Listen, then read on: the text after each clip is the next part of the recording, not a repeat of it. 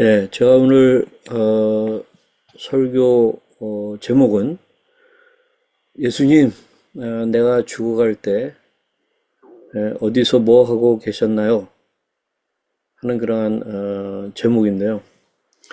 이거는 꼭 자살 시도를 하는 사람한테만 해당되는 것은 아니고 자살적 사고, 힘들고 그럴 땐 죽고 싶은 그런 생각이 있잖아요. 저도 몇 번 그런 적이 있었는데, 에, 지금 제가 드리는 얘기는 제가 해본 적이 없던 얘기인 것 같아요. 이거는 처음으로 또 하는 얘기인데, 우리 아들 부부와 또 가족 그 애들하고, 그다음에 이제 우리 둘째 아들 부부하고 같이 저희 부부가 우리 좋은 애 맘 약고 하기 전이었을 거예요. 제주도에 다 같이 이제 좀 뭐 놀러 간다 해서 갔었는데, 그때 이제 우리 둘째 그레이의 상태 참 안 좋았어요. 그래가지고 거기서 참 많이 힘들어 하는데, 또 이게 그냥 서로 떨어져 있을 때 같으면 괜찮은데, 이제 뭐 같이 차를 타고 동행하고 어디 가고 막 그럴 때에 걔가 이제 힘들어 하면서 이제 여러 가지 짜증도 내고 막 또 이상한 말도 막 하고 그러니까 그때 이제 굉장히 좀 힘들었죠. 뭐 가족 전체가. 그리고 이제 비행기 타고 이제 와서 아마 김포공항이었겠죠. 거기서 이제 차를 큰 차를 그때 다 같이 타고 이제 돌아오는 길인데 저한테 너무너무 힘드니까 아, 그냥 우리 전 가족이 그냥 저 어, 한강물 속으로 그냥 빠져들면 어떨까 하는 생각이 막 스쳐 지나가는 거예요. 그래서 제가 스스로 막 몸소리 치면서 뭐 충동이라기보다는 막 이렇게 지나가는 그런 생각이었어요. 너무나도 힘드니까. 그리고 또 그 차 안에서 계속 얘 때문에 이제 우리 안에 막 트러블이 일어나고 그러게 돼서 제가 중간에 차를 세워가지고 우리 그레이하고 그레이 아내하고 좀 내리게 하고 아무래도 니네들은 따로 가는 게 낫겠다. 그래서 이제 그렇게 했던 기억이 있어요. 그래서 제가 여기 그럴 때 이제 내가 죽어갈 때 또는 죽고 싶을 때 또는 죽는 시도를 했을 때 뭐 하나님 예수님 어디서 뭐 하고 계셨나요? 라는 질문은 정당한 거라고 생각합니다. 아주 리얼하게 여러분들 그 십자가 고통을 실제적으로 겪어보신 적 있나요? 제가 이제 얼마 전에 그것을 좀 잠깐 말씀드린 적이 있었죠. 제가 나이가 들다 보니까 이 전립선, 비대증, 그다음에 또 요도 협착증, 뭐 이런 등등 때문에 제가 이제 아주 이 소변 활동이 굉장히 어려웠던 거예요. 갑자기 또 그때 코로나 때문에 약을 먹으면서 그게 그냥 더 심화시킨 거죠, 문제를.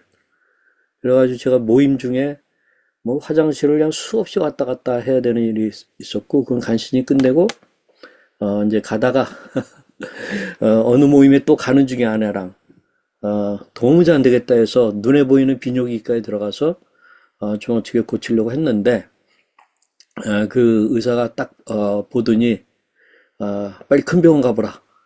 해가지고 이제 한림대 병천에 있는 그 병원에 갔더니 응급실에 들어갔어요. 그때는 뭐 의료 대란 이런 거 없었습니다.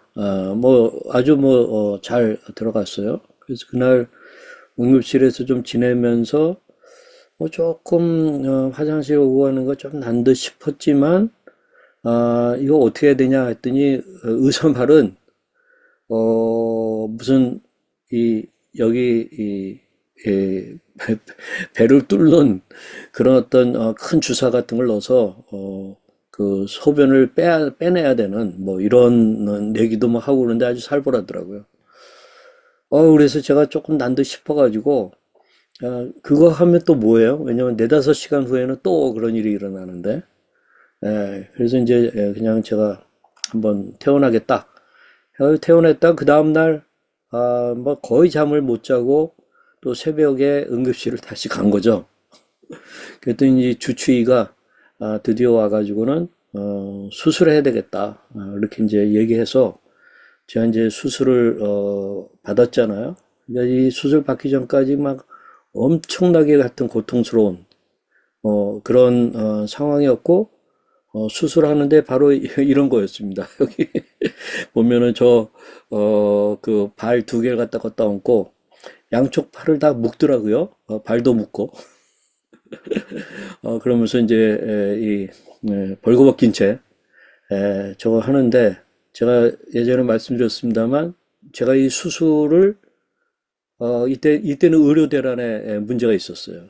그래서 마취과 전문의가 없어가지고 생으로 수술받는 그 상황이었어요. 의사가 미안하다고 그러면서 그냥 생으로 받아야 된다.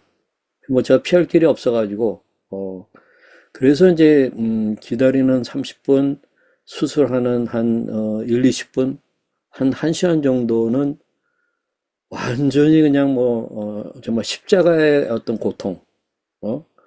그런 것들을 그래서 제가 한편으로는 예수님은 손과 발에 못이 박혔지 저는 뭐 너무 민감한 부분에 이 칼을 대야 되는 그런 상황이니까 그러면서 뭐 막 얼마나 막 힘들어했는지 몰라요.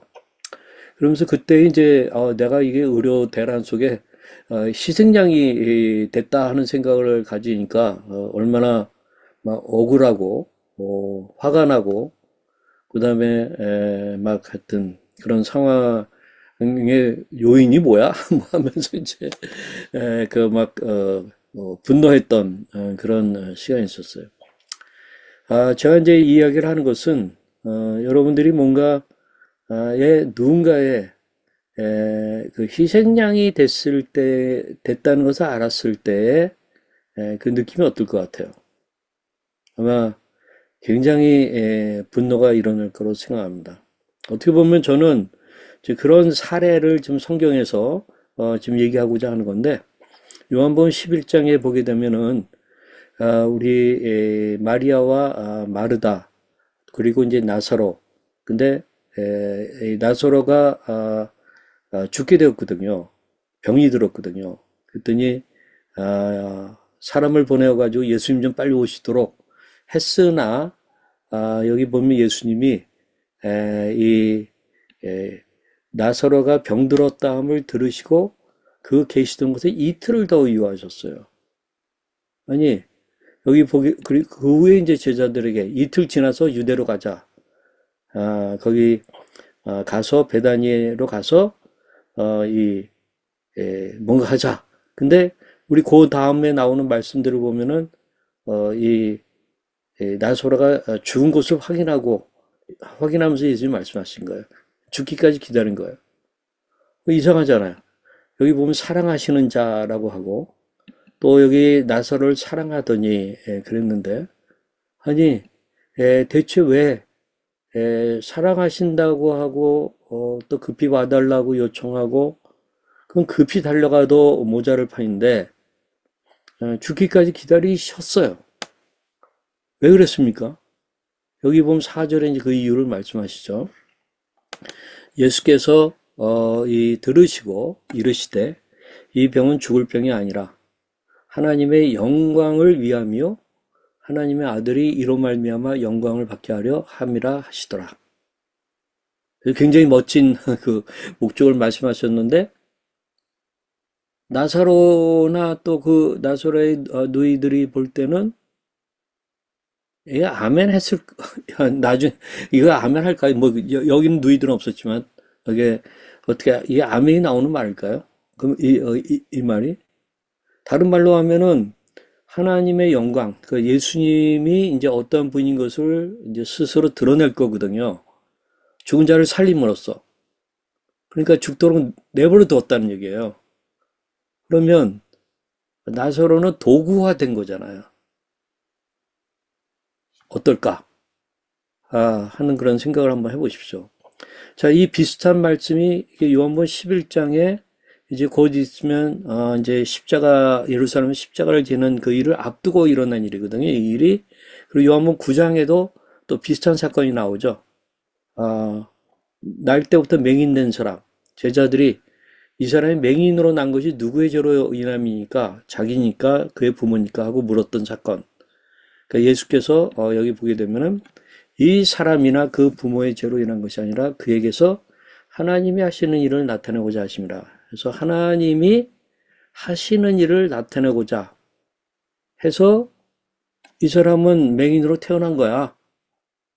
뭐 거기 나사로의 경우는 며칠 앓다가 이제 죽은 지 또 며칠 된 그런 상황인데, 여기 맹인의 경우는 날 때부터 뭐 지금 뭐 이게 뭐 20, 30대일지 40, 50대일지 모르겠는데 어쨌든 수십 년간을 소경으로 살았잖아요. 근데 그러한 바로 요 타이밍을 위해서 예수님이 딱 나타나 가지고 이 사람을 소경이 눈을 뜨게 하는 그 일, 그걸 위해서 하나님이 이제 하시는 일을 나타내고자 하는 그런 목적에 이 어떤 해당된다. 이렇게 얘기하는 거 아니에요. 그러니까 지금 보세요. 이 나사로가 죽어가는 그런 상에 있는 마리아 마르다, 또 나사로가 만약 이런 것을 알았다고 한다면 나사로를 도구화하시는 그 예수님에 대해서 나사로는 어떤 마음이 들었을까? 만약 이것을 미리 알았다고 한다면 아마 항의하지 않았을까 하는 생각이 들어요. 또는 이 소경을 날 때부터 소경된 자를 뭐 하나님의 영광을 위한 거지만 어쨌든 도구화하시는 예수님에 대해서 그는 어떤 마음이 들었을까? 만약 알았다고 한다면 물론 이제 이 눈뜨게 된 그 기쁨 가운데 또 나사로는 죽었다 살아난 것 가운데 그렇지만 이 어떻게 양가 감정 그런 게 있지 않았을까 하는 생각을 갖게 됩니다. 사실 예수님이 빨리 와서 좀 낫게 해주시면 안 될까 하는 것 때문에 마르다도 예수님 만나자마자 하는 얘기가 주께서 여기 계셨더라면 내 오라비가 죽지 아니하였겠나이다. 그리고 또 이어서 마리아도 주께서 여기 계셨더라면 내 오라버니가 죽지 아니하였겠나 해서 원망하는 소리잖아요. 원망. 예. 자, 이렇게 이제 이 원망하는 거니까. 근데 만약에 뭐 도구화 되는 그러한 뜻을 만약에 그 제자들에게는 그런 말씀하셨는데 여기 마리아와 마르다에게도 그 말을 직접적으로 했다고 한다면 그걸 제대로 받아들였을까요? 그 다음에 또는 뭐 죽었으니 나사로야 어쩔 수 없겠습니다만 그게 나사로가 만약에 그 기억을 알았다면 그걸 받아들였을까요? 굉장히 힘들었을 거예요. 그래서 저는 지금 나사로나 그 소경의 입장에서 얘기를 해봤는데 또 예수님의 마음은 어떠셨을까 하는 그거예요. 나사로를 도구화하시는 예수님의 마음은 어떠셨을까? 또 날 때부터 소경된 자를 도구화하시는 예수님의 마음은 어떠셨을까 하는 이제 그것입니다. 예수님은 하나님의 영광을 나타내기 위한 그런 거니까 그냥 덤덤하게 때가 되도록 그냥 기다린 거고 그때 가서 예수님의 실력을 보여주고 그러면 되는 거였습니까? 뭐 그렇긴 했어요. 그러나 그 과정에 예수님은 이들을 향해서 어떤 마음을 가졌을까 하는 그것을 우리가 좀 생각해 봤으면 좋겠는데 제가 이제 지난번에 잠깐 제가 또 말씀드렸죠. 사이코 패밀리라도 괜찮아라는 책을 이제 우리 천종호 판사님, 소통 판사님 그분이 한 100권 정도 구해가지고 그 부산의 회복센터에 있는 청소년들, 그 비행 청소년이라고 일컬어지는 이제 그 청소년들 10호 처분이라는 걸 받고 6개월 동안을 소년원 가든지 아니면 여기 이제 사법형 그룹홈 같은 데 가든지인데 거기에 있는 애들 한 100명 정도를 이제 만나러 갔고 이제 특강을 하러 갔었잖아요. 그때 이제 이분이 그 유명한 호통 판사 예, 그러니까 이분이 일단 애들한테 벌을 줄 때는 굉장히 엄하게 줍니다. 그러면서 호되게 야단도 치고 또 그런 상황에 있는 부모들이 왔을 때 야단도 치고 이제 그런 분이어서 이제 호통치는 그런 분인데 그러나 이분의 마음은 정말 무지무지하게 따뜻해요. 그러면서 이제 이분이 그때 아마 이게 저기 뭐 인순이랑 토크 드라마 해가지고 KBS 나오는 그런 건데 이런 말을 해요. 자연의 숲은 한 나무를 거목으로 만들기 위해서 병든 나무나 경쟁에서 뒤처진 나무를 솎아내야 합니다. 우리 그렇게 하잖아요. 자연에서 보면은 또 우리 뭐 정원 다듬다 보면 옆에 있는 거 다 쳐버리잖아요. 예? 한 나무를 제대로 하게. 이걸 이제 간벌이라고 하는데요. 하지만 인간의 숲은 간벌이 안 됩니다. 자연계에서는 우리가 그렇게 해서 거목을 키우는 일들을 하지만 인간의 숲은 간벌이 안 됩니다. 만약에 그렇게 간벌을 한다면은 적개심을 느끼겠죠. 그 아이들이. 그다음에 사회 전체가 그래서 따뜻한 시선으로 품어주시면 이 아이가 나중에 사랑하는 우리 아이들의 좋은 이웃이 될 겁니다. 하는 그러한 이야기를 하면서 그래서 이분이 그 어려운 가운데 아이들을 품는 일들을 한 거예요. 그러게 된 직접적인 어떤 그 재판의 계기가 있었는데, 이게 이제 아니야, 우리가 미안하다라는 책을 쓰게 된 그 배경이 뭐냐면은 어떤 소녀 아이가 재판받으러 온 거예요. 얘의 부모들은 주민등록상도 다 있어요. 아버지는 일찍이 하여튼 뭐 나갔고, 그 다음에 엄마 손에서 키워지다가 엄마도 너무 힘들어서 그랬는지 이 두 아이를 버려두고 떠나버렸어요.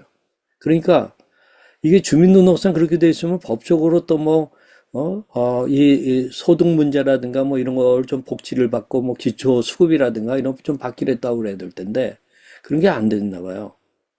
그러니까 이 아이가 자기 6살짜리 남동생 을 이 배고프다고 울고 먹고 싶다고 울고 너무 안타까우니까 편의점 가서 뭐 훔치다 절도범으로 걸렸고 또 그렇게 뭐 몇 차례 아마 그랬던 것 같아요.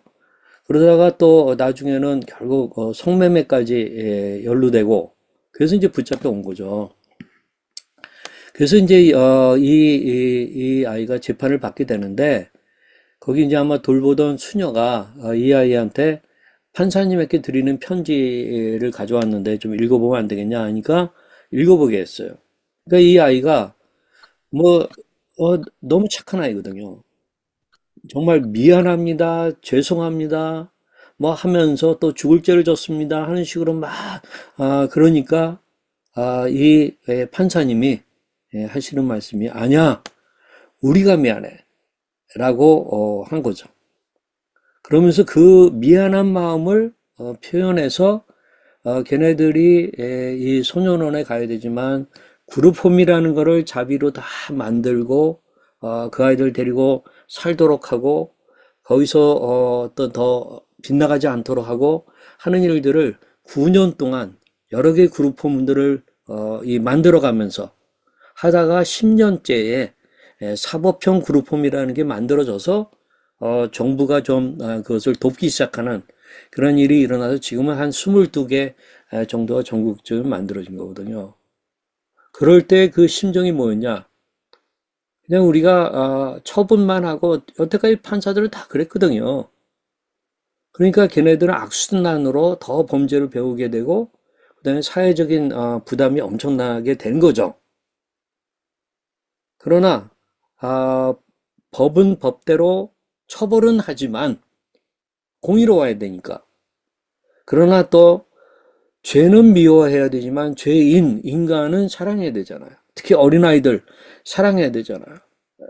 그것은 정말 성숙한 따뜻한 부모의 마음밖에 없는 거죠. 그러니까 아니야, 우리가 미안해 라고 이제 했다는 건데 아마 이 일은 다른 나라에도 있었어요. 여러분 라과디아라고 하는 그 공항 아시나요? 그 뉴욕에 가게 되면은 공항이 우리 뭐 수도권 저 두 개가 있잖아요. 하나는 김포공항 같은 게 이제 라과디아라고 하는 공항이고 이거는 굉장히 오래된 공항이거든요. 그리고 이제 영종도 인천공항은 굉장히 크잖아요. 그게 존 F 케네디 공항이잖아요. 근데 이 라과디아라고 하는 이름이 왜 붙었냐면은 뉴욕 시장을 3연임했던 피오렐라 라과디아라고 하는 판사가 있었습니다. 이분입니다.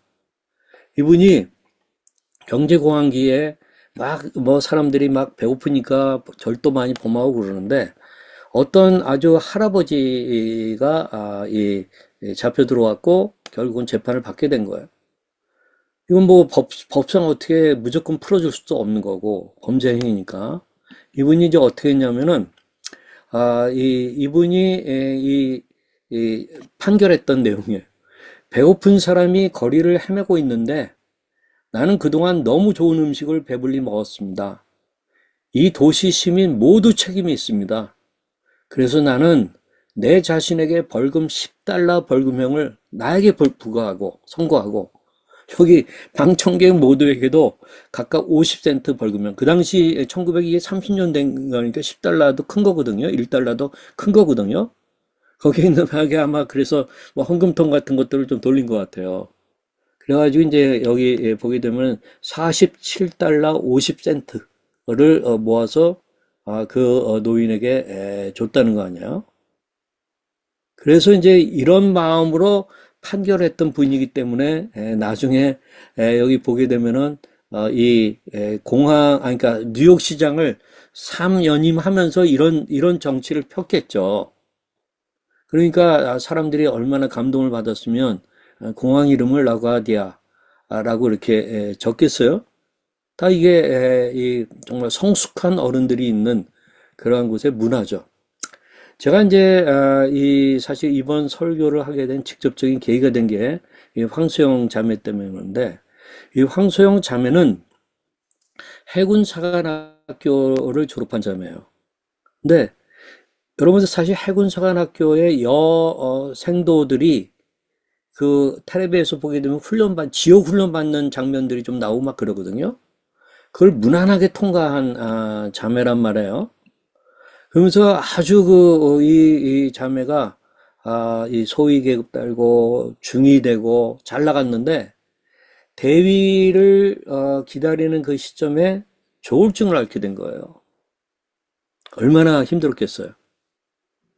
그러다가 계속 가야 되나 말아야 되나 뭐 하는 가운데 결국 여러 가지 또 의논도 하고 이 자매가 오랜 고민 끝에 전역을 결정합니다. 전역을 선택하게 되었습니다. 이런 스토리가 세바시에 이제 좀 다 나오고 있거든요. 근데 이 자매가 전역하고 나서 여러 직장을 시도했지만 잘 안 되죠. 자기의 병을 숨기기도 어렵고 그러니까 이제 해서 이 정직하게 하다가 다 어려워요. 그러다가 히즈빈스를 알게 됐고 히즈빈스에는 아시죠? 여러분 그 우리 조현병, 조울병 이런 환우들 가운데 외래 치료 받고 있는 친구들을 바리스타 훈련을 시켜가지고 아주 그냥 맛있는 커피숍이잖아요, 거기가. 뭐 사람들이 불쌍해서 거기 가주는 거 아닙니다. 거기 바리스타들이 너무나도 잘해요. 왜냐면 이 바리스타들은 딴 데는 한 5, 6개월밖에 안 되는데 이 사람들은 뭐 4년, 5년 오래 하니까 오래 하는 그 실력이 나오는 거죠. 그래서 맛있어서 거기들 가는 거예요. 그래서 지금 아마 전국적으로 한 2, 30군데도 이 커피숍이 있고 마닐라에도 있고 그래요. 여기에 이제 뽑혀가지고 인사 담당으로 일하고 있어요. 이 자매가 얼마 전에 우리 고하영군 조우하고 조은의 마음약에 출연해가지고 세바시에서 못다한 이야기 해군 장교가 조울로가 된 이유 하면서 이제 얘기를 하는데 제가 너무너무 감동을 받았는데 특별히 마지막에 이 얘기를 할 때, 이 자매가 이 얘기를 할 때 제가 너무나도 이 어떤 정말 전율을 느꼈어요. 그래서 제가 이 설교를 좀 해야 되겠다 생각을 느낀 건데 이 자매가 한 말을 거기 이제 스크립트 나온 걸 제가 옮겨놓은 건데 51분 지점이에요. 요한계시록을 막 묵상할 때였어요. 하나님이 저한테 그런 얘기를 하시는 거예요. 소영아, 미안하다. 근데 뭐가 미안하시다면 그걸 굳이 저한테 미안하다고 하시는 거야 하면서 이제 큐티하면서 예수님께 이제 반문하는 그런 내적인 대화의 시간을 가진 거죠. 그랬더니 제가 전에 아까 말씀드렸던 그 예수님이 우리들의 친구가 되기 위해서 이 땅에 오신 그 얘기. 사실 하나님이 아들이 되어서 이 땅에 오셨다 하는 거는 어떻게 보면은 인간이 개미 되는 것 같은 그런 거거든요. 예? 그럼 왜 그래요? 개미들을 친구 삼기 위해서. 그러니까 인간을 친구 삼기 위해서 오신 거란 말이에요, 하나님이. 그런 얘기를 아마 이제 방송하면서 했는데, 그러면서 이제 정말 미안한데, 너라고 하면 그걸 잘 해낼 수 있을 것 같아서 너한테 그 병을 줬어. 라는 그러한 이제 하나의 뭐 음성을 들은 건지 그런 생각을 하게 됐는지 하는 그런 거였죠. 정말 미안한데 너라고 하면 그걸 잘 해낼 수 있을 것 같아서 너한테 그 병을 줬어. 저는 이제 이 자매의 이 이야기를 들으면서 참 마음이 아주 정말 진한 감동을 받았어요. 그렇기 때문에 소영아 미안해. 그 얘기 아니에요. 그래서 여기 너라면 잘해낼 수 있을 것 같아서 하는 그 말을 통해서 이제 제가 떠오른 말씀은 고린도전서 10장 13절 세 번역 성경으로 읽어드릴게요. 여러분은 사람이 흔히 겪는 시련밖에 다른 시련을 당한 적이 없습니다. 하나님은 신실하십니다. 여러분이 감당할 수 있는 능력 이상으로 시련을 겪는 것을 하나님은 허락하지 않으십니다. 하나님께서는 시련과 함께 그것을 벗어날 길도 마련해 주셔서 여러분이 그 시련을 견뎌낼 수 있게 해 주십니다. 여러분 그 의미를 와닿죠? 시련을 주세요. 그러나 감당할 수 있을 만큼 그리고 너라면 그 정도 감당할 수 있어 해서 하나님이 사랑하는 자에게 그러한 시련을 주신다는 거예요.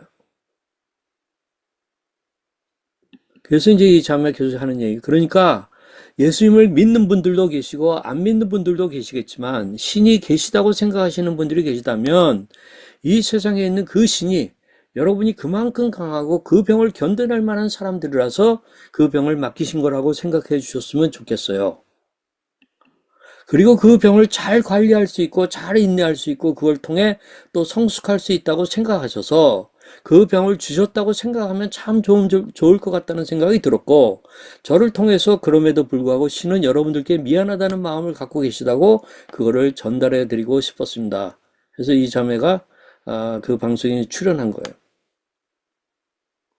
그러니까 이 자매하고 얘기했던 우리 조우가 사실 저도 그 하나님 미안하다고 이렇게 말씀하신 그런 경험이 있거든요.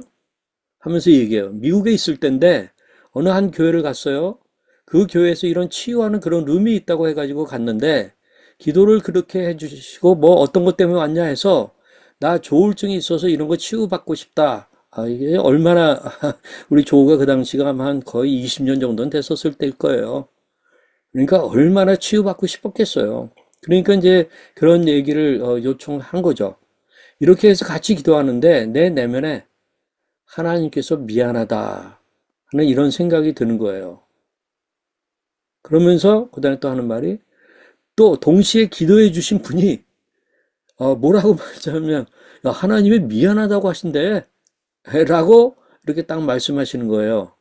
그래서 그때도 저도 어떤 신이시길래 이렇게 인간한테 미안하다고 할 수 있지? 이런 동일한 그런 경험을 했거든요. 근데 이렇게 딱 말씀을 해주셔서 들으면서 되게 깜짝 놀랐어요. 하고 이제 거기 이제 방송하면서 이런 얘기를 해서 저도 참 감개무량했고 그러면서 우리 고아영 군이 조우가 자주 하던 말이 기억났어요. 자기와 우리 가족이 이렇게 이제 고통을 받고 있는데 어, 하나님께 뭐 얘 꿈을 꿨다고 그러든지 뭐 하여튼 뭘 자기가 기도하는 가운데 이제 그런 걸 느껴서 그런 건지 하나님 왜 우리를 이렇게 하신 거예요? 하고 이제 물었대나? 그랬더니 하나님이 주셨다는 답이 뭐냐면은 연극 끝나고 알려줄게 라는 거예요. 그래서 뭐 우리가 보통 연극이라는 건 대본이 있고 어떤 역할들이 있잖아요. 그럼 내가 왜 이 역을 맡지?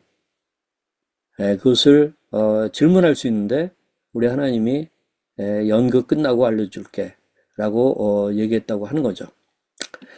다시 나사로 얘기로 돌아가서 나사로가 이렇게 죽게 되어 가지고 예수님께 사람을 보내서 빨리 와서 좀 살려달라고 도와달라고 하는 것을 했는데 예수님 아까 뭐라고 그랬어요? 이틀을 더 의주하셨어요. 그 이유가 뭐였어요? 하나님의 영광을 위해서. 하나님이 하실 일을 나타내기 위해서 그랬다는 거예요. 그래서 죽도록 놔뒀고 그리고 올라가셨고 원망하는 그런 마르다와 마리아에게 어떤 말씀을 하셨지만 예수님이 결국 마침내 이 죽은 나사로를 살리는, 근데 이때는 시체에서 썩은 냄새도 난다고 하는 그런 상황이었거든요. 그래서 살리셨어요. 근데 여러분, 이 사건을 이 기적으로만 이렇게 보지 마시고 이렇게 이 지금 이틀 동안 있으면서 나사로의 죽음을 기다리고 그것을 당신의 영광을 위하여서 활용하시는 그때의 예수님의 이 마음, 그냥 기적적으로 때가 돼서 살리는 무슨 미러클 로봇 그런 건가요? 성부 하나님한테 이제 그저 살려주세요라고 하면 살아나는 그런 것을 여러분들이 그 과정을 그렇게 생각하시나요? 여러분, 이 말씀을 정확히 보시기 바랍니다. 여기 보게 되면은 예수님이 33절에 볼게요. 그가 우는 것과 또 함께 온 유대인들이 우는 것을 보시고 심령의 비통히 여기시고 불쌍히 여기사 이르시되 그를 어디 두었느냐 이르되 주여 와서 보옵소서 하니 예수께서 눈물을 흘리시더라. 예수님이 눈물을 흘리시더라. 예, 마리아와 마르다의 눈물, 또 함께 온 유대인들의 우는 거, 그거 보시면서 한편으로는 비통히 여기셨어요. 그리고 불쌍히 여기셨어요. 그리고는 예수님도 눈물을 흘리셨어요. 근데 저는 제가 이제 이 설교를 준비하기 전까지는 예수께서 눈물을 흘리시더라 하는 그 말씀을 볼 때에 그냥 좀 신학적 해석을 하느라고 저는 바빴어요, 사실. 근데 제가 그 다음 말씀을 또 보는 중에 이에 유대인들이 말하되 보라, 그를 얼마나 사랑하셨는가. 사랑하셔서 우신 거예요. 근데 예수님에게는 더 특별한 게 있죠. 사랑하셔서 우셨지만 그 나사로를 의로운 도구로 삼으신 거예요. 사랑하는 그 존재를 이제 의의 도구화 하신 거예요. 그러니까 예수님은 미안하신 거예요. 그리고 마음이 아픈 거예요. 그래서 예수님은 눈물을 흘리신 거예요. 그래서 여기 39절에 보면은 죽은 지가 나흘이 되었으면 벌써 냄새가 나나이다. 그러니까 무슨 얘기냐면 이 나사로 입장에서는 그런 죽는 고통을 다 겪어야 되는 거잖아요. 영혼이 이제 얼로 날아갔는지는 모르지만 자기의 몸에서 냄새가 나는 그 과정을 거쳐야 되잖아요. 자, 이것을 사랑하는 나사로가 거치도록 해야 되는 예수님의 입장에서는 그냥 기계적으로 이렇게 나중에 살리고 놀랍다고 박수 받고 이게 아니라 그 과정에 얼마나 사랑하셨으면 이 눈물을 흘리시며 예수님이 그렇게 하셨겠나 하는 것들을 우리가 생각해 볼 필요가 있다는 거예요. 바로 예수님의 눈물인 것입니다. 여러분, 여러분이 이 정말 하나님을 사랑하는 자고 하나님도 여러분들을 사랑하시는데 여러분들이 완벽해서가 아니라 정말 예수님을 믿는 그러한 믿음을 귀하게 보시고 사랑하시는데 여러분에게 어떠한 이 고통이 주어졌을 때 우리 하나님이 머리카락까지 세심 받으신 분이 이걸 모르겠어요? 또는 하나님의 계획 속에서 일어나는 일 아니에요? 물론 그것은 절대 주권적인 거기 때문에 그 이유까지는 알지 못하지만 그러나 예수님은 그 순간에 마음 아파하시고 눈물 흘리시면서 그렇게 하시는 거지 그냥 때가 되면 살릴 거고 어떻게 영감 뭐하고 그런 분이냐라는 거예요. 그게 아니라는 것입니다.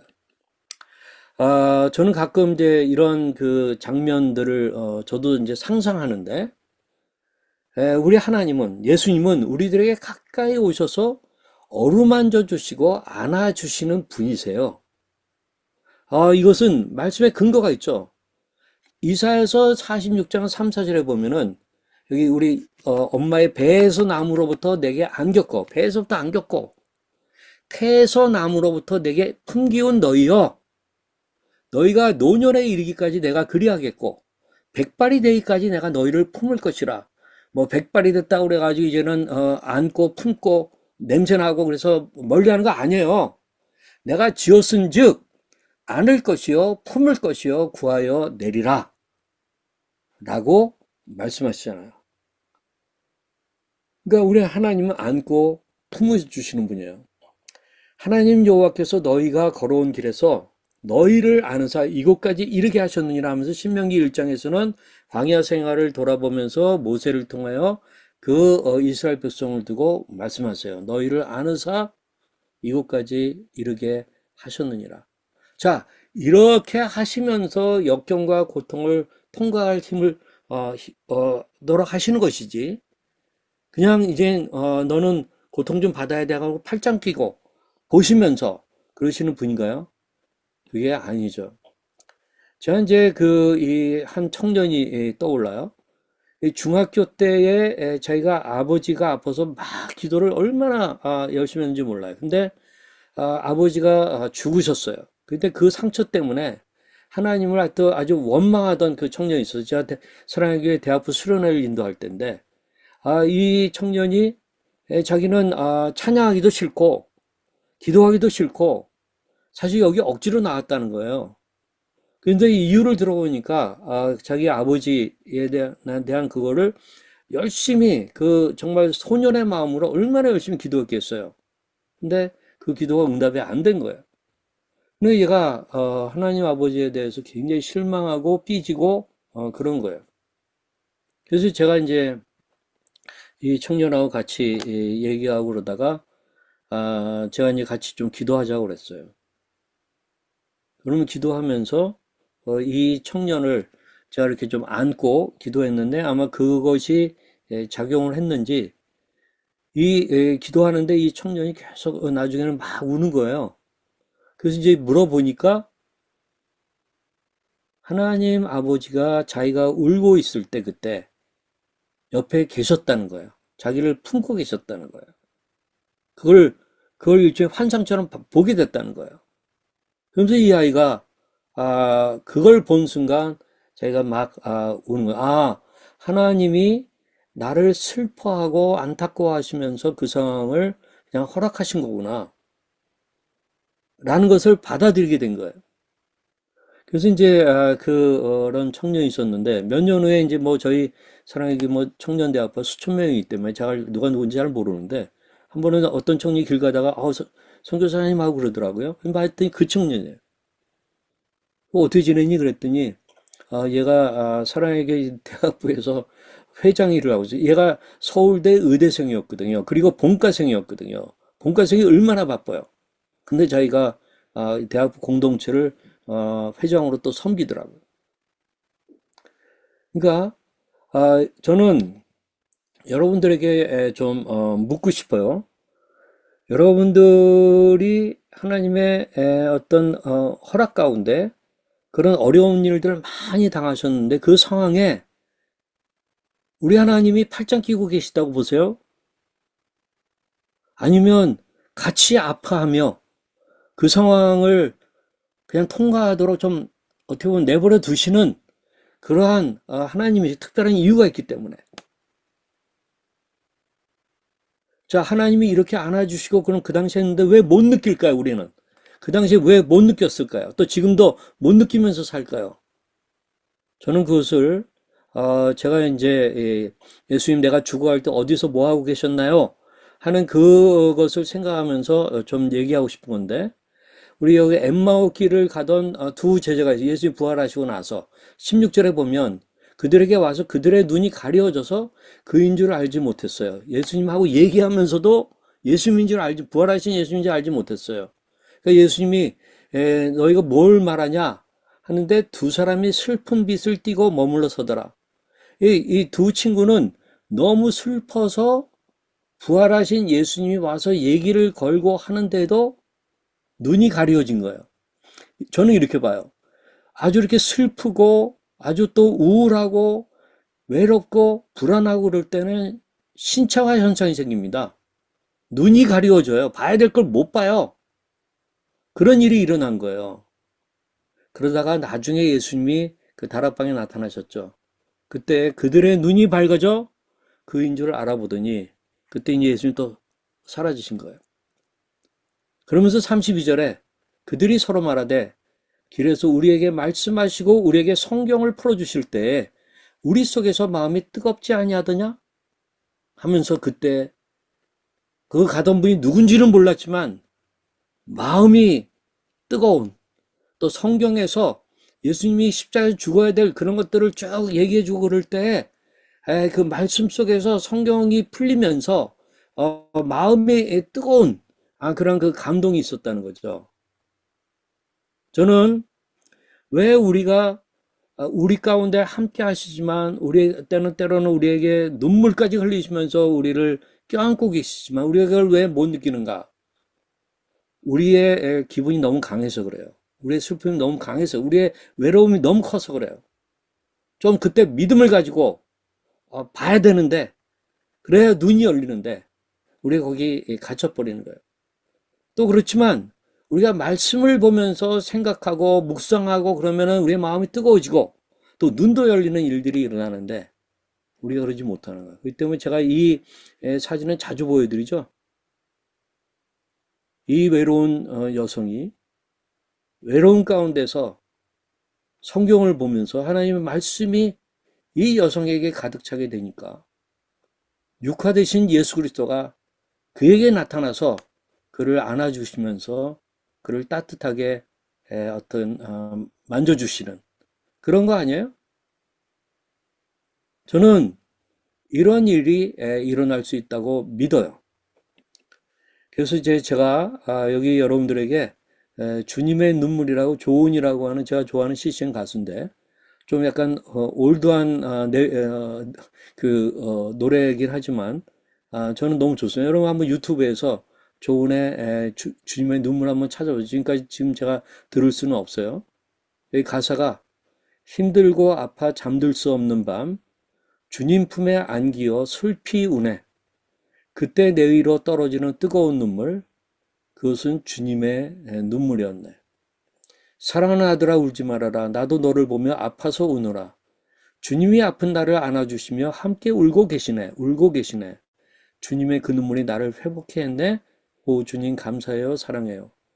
나보다 나를 더 사랑하시는 주님 품에 안기어 기도하네. 그때 내 귀에 들려오는 다정한 음성 그것은 주님의 음성이었네. 사랑하는 내 딸아 울지 말아라. 내가 너를 알고 위로하노라. 주님이 아픈 나를 품어주시네. 내 이름을 불러주시네. 불러주시네. 주님의 그 음성이 나를 온전케 했네. 오 주님 감사해요. 사랑해요. 하면서 이 노래하는데 여러분들이 한번 이 노래를 유튜브에서 꼭 한번 들어보시면서 주님을 느껴보시고 또 기도하시고 회복되는 시간을 갖기를 원합니다. 제가 이제 이 시간에 같이 좀 기도하도록 하겠는데요. 같이 기도했으면 하는 것은 그것입니다. 우리가 고난과 어려움을 많이 겪다 보면은 마음이 많이 메말라요. 예수님을 믿긴 믿지만 너무나도 메말라요. 그리고 우리가 좀 지쳐 있어요. 그러다 보니까 성경을 봐도 영생하신 예수 그리스도를 못 느껴요.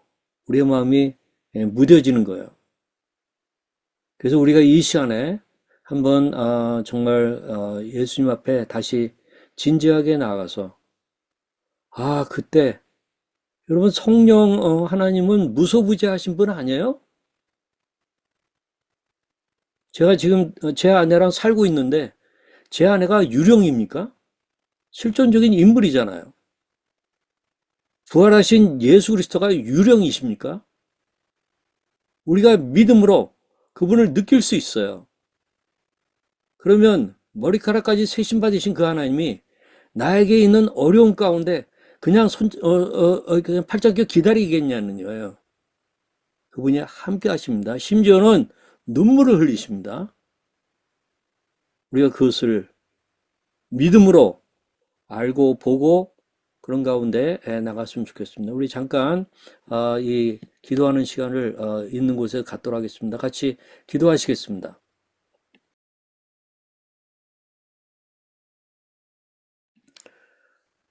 아멘. 아버지 하나님, 마음이 많이 메말라 있고 또 하나님을 향한 원망의 마음이 많고 또는 분노도 일어날 수 있는 분들에게 찾아가 주시고 하나님의 따뜻한 품을 느낄 수 있도록 도와주시고 또 하나님의 그 뜨거운 눈물을 정말 그들이 느끼며 또 보며 정말 하나님의 사랑을 확인하고 또 하나님 앞에 적극적으로 안기는 그러한 일이 일어나도록 하나님 도와주시기를 원합니다. 우리 하나님은 절대적인 능력의 하나님이십니다. 선하신 분이십니다. 우리 하나님의 자녀들을 우리 하나님께서는 택하셔서 선한 일을 위하여 지으셨습니다. 그 걸작품으로 만들어가는 과정에는 아픈 일들이 많이 일어나고 끌과 정으로 만져지는 일들이 일어납니다. 그럴 때 우리 하나님께서는 같이 아파하시며 안타까워하시며 우리를 다듬어 가시고 마침내 하나님의 영광을 위하여 사용하시는 것을 믿습니다. 아버지 하나님, 우리 모두에게 같이 하여 주셔서 참으로 따뜻한 마음 가운데 우리 하나님 눈물로 찬양하는 날이 오게 하시고 하나님께 감사하는 일이 있게 하시고 지금 우리의 기도 제목이 온전하게 신속히 이루어진 것 같지 않은 그 답답함 속에서 우리가 이 하나님의 이 사랑과 품어주시는 그것에 대하여 우리가 어떤 신체화 현상 가운데 우리가 느끼지 못하는 그런 일이 일어나지 않도록 눈을 열어주시고 귀를 열게 해주시고 말씀 속에 들어가서 예수 그리스도를 느끼게 하여 주시옵소서. 예수 그리스도가 성육하신 것처럼 우리의 삶 속에 육화된 예수 그리스도를 만나며 그와 동행하며 살아가게 하여 주시옵소서. 예수 그리스도 이름으로 기도하였습니다. 아멘.